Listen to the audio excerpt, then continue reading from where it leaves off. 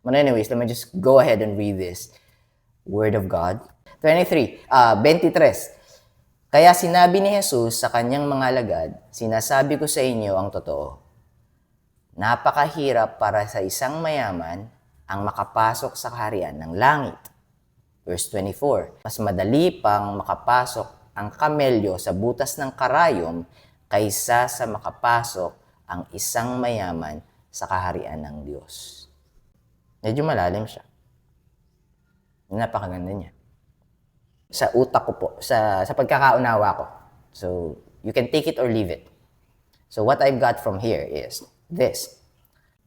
If we are too in love and cleaving, as in nakabaon yung mga kamay natin doon sa mga bagay na meron tayo sa mundo, in other words, ina-idolize natin yung mga bagay na yon, mas importante sa atin yon. It means, it will be hard for us to be in heaven because the way to heaven is to believe in God.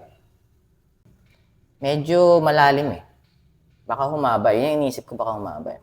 Iniisip ko paano pasimplihin eh. Okay. Kung ang mas importante sa'yo yung buhay mo dito sa mundo, mahirapan ka makapunta sa langit. Kasi ang way para makapunta sa langit is maging importante ang Diyos sa'yo bago yung buhay mo. Kasi pagka importante ang Diyos, kumpara sa importansya ng buhay mo sa'yo, ibibigay niya sa'yo yung kaunawaan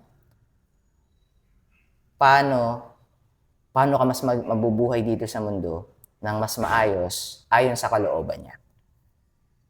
Kasi kung ang ibig lang sabihin nito mayaman, ibig sabihin nito yung alam mo na gagawin sa lahat makukuha mo lahat ng kayamanan sa mundo.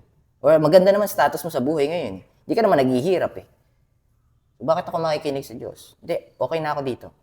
That's what it's talking about. Yung parang satisfied ka na, pero in reality, there's an empty space inside your heart. Tapos hindi mapunan ng pera. Tapos hindi mapunan ng temporary joy. Like inom ng alak, makakapag-inom sa kaibigan, makapagkwentuhan. Although nakakalibang yon, nakakapatay ng oras at that moment. But if you go back to the reality, tapos dinedwell mo na yung, nananahan na yung utak mo doon sa unsatisfaction ng puso mo, walang peace of mind. So, you can never have peace of mind if the most important thing in your life is yourself. Because you can only find peace and rest unto our God.